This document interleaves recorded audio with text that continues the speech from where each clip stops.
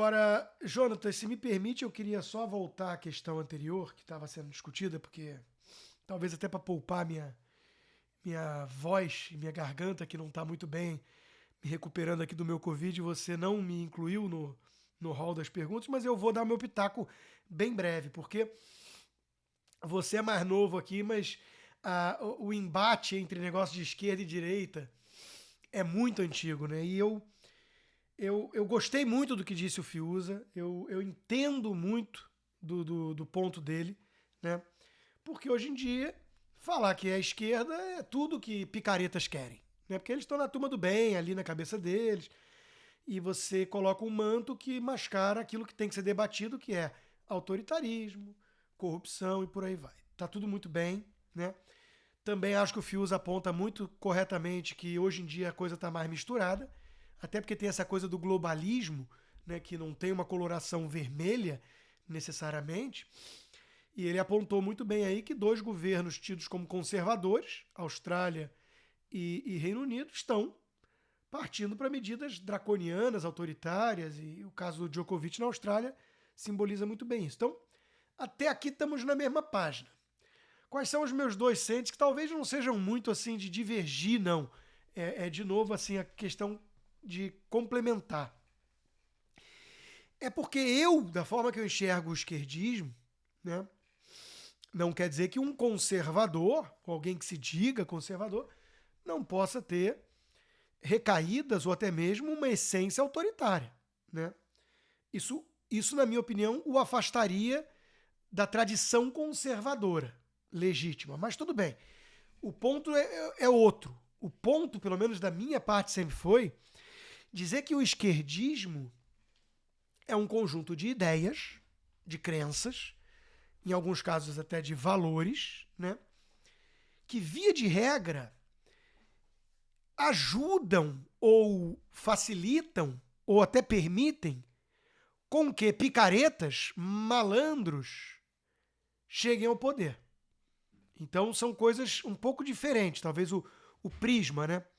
Exemplo, assim, Rousseau é o filósofo da vaidade. Quando ele cria lá a vontade geral, o bom selvagem, aquilo ali, né? Outros filósofos um pouquinho mais sérios olham e falam, puta, esse cara é um meio embusteiro, um romântico ali com issues, talvez devesse tratar disso num divã, né? É o filósofo da vaidade, como disse o próprio Burke. E a prática das ideias russonianas acaba levando a um jacobinismo revolucionário radical que pessoas com muita ambição ou simplesmente picaretas consigam, em nome daquelas ideias, né, avançar com toda a máquina do terror. Então, assim, quais são as ideias esquerdistas principais aqui que interessam para esse debate? Por exemplo, um esquerdista, via de regra, ele quer implodir pilares da civilização, fazer tábula rasa das tradições, dos tabus, porque ele tem uma pegada revolucionária, né? Isso é um ponto. Segundo ponto, ele tende a ser coletivista. Ele olha o indivíduo como um meio sacrificável para um bem maior. A nação, a raça, a sociedade. Terceiro, ele dá muito mais peso para a igualdade de resultados do que para a liberdade. E quarto, ele olha para o Estado como o grande instrumento, o grande meio para ser essa locomotiva da tal justiça social, né?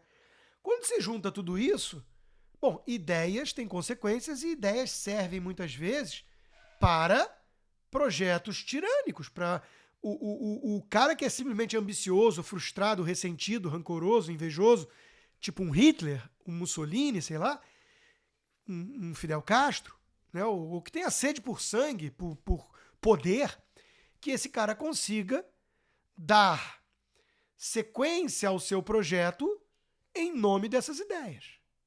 Então, quando eu falo do esquerdismo, é justamente porque se o Boris Johnson se diz um conservador, ele está agindo claramente à contramão daquilo que o conservadorismo pregaria numa situação dessas. Ele está sendo extremamente autoritário, coletivista, uma higienização sanitária que é incondizente com esses valores e por aí vai. Então ele tá sendo hipócrita contra aquilo que ele prega e tudo mais. Esses esquerdistas, eles são hipócritas porque eles não vivem como um franciscano, igualitário, tudo isso é verdade, né? Mas eles estão tocando uma agenda em nome de crenças, né, que são associadas à esquerda e que permitem justamente a concentração de poder na mão dessa turma, porque é o Estado como locomotiva da justiça social, porque o coletivo vale mais do que o indivíduo e porque a igualdade de resultado, ou no caso a saúde perfeita para todos, importa mais do que liberdades individuais. E são valores associados ao esquerdismo desde muito tempo. Então, eu não acho que o Boris Johnson é um comunista. Agora, ele está agindo em desacordo com os pilares conservadores. O esquerdismo, ele dá ensejo e justificativa até mesmo, justamente para que tiranos possam exercer toda a sua frustração, todo o seu projeto ambicioso de poder, de controle social, em nome de uma ideologia. Eles estão, nesse sentido, colocando em prática aquilo que o esquerdismo defende. O esquerdismo defende que se o Djokovic é um elemento incômodo num projeto de um bem maior ali, que é proteger a saúde de todos, então o esquerdista vai mesmo ter consciência limpa para eliminá-lo, para, na melhor das hipóteses, mandá-lo para um gulag, para um campo de concentração e reeducação. Isso, para mim, está em alinhamento com o esquerdismo. Basta ver que todo o projeto esquerdista revolucionário levou a isso. Ali no meio tinha de tudo. Tinha o revolucionário sincero, que é o Sansão, da Revolução dos Bichos, o cavalo tapado, e tinha o porco, o Napoleão, que ainda por cima treinou os cachorros para defendê-lo dos outros.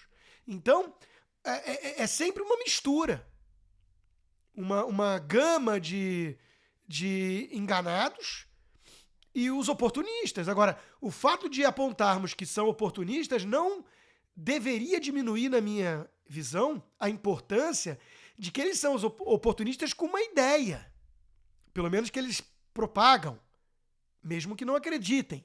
E essa ideia, ela sim, ela alimenta esses projetos deles de controle e poder, justamente porque são ideologias totalitárias, coletivistas, que acham que o indivíduo é um meio sacrificável, que liberdade não tem tanto valor, porque a igualdade, ou no caso, a saúde, é o que realmente importa, e por aí vai. Então, eu acho que nós estamos vendo, sim, né, a vitória de uma mentalidade esquerdista. Mesmo que no comando estejam aí um bando de oportunistas, malandros e picaretas. E, no meio, alguns que se dizem até mesmo conservadores e estão aderindo a esse mindset, essa mentalidade totalitária, autoritária, de controle, de higienização, de coletivismo, e que, repito, é incompatível com o verdadeiro conservadorismo, não importa que o cara se diga ou não conservador. Porque ideias conservadoras têm uma trajetória, tem uma literatura, assim como ideias revolucionárias esquerdistas. Então isso não pode ser tudo jogado para o lixo e a gente falar assim, não, só existem os cínicos e oportunistas e tudo isso é só manto para enganar os trouxas. Eu acho que isso é o que mais interessa, no fundo, aos verdadeiros oportunistas.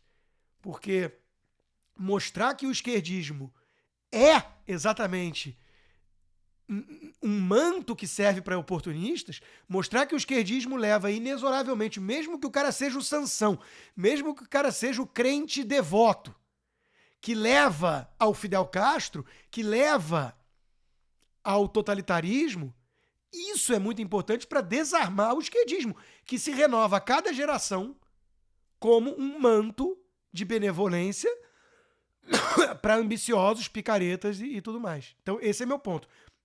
Daí eu considerar que seja uma visão complementar do Fiuza. Entendo o ponto dele, acho que muitos ali se escondem na coloração vermelha, no esquerdismo, e adoram isso. e temos que mostrar que eles são apenas oportunistas, picaretas.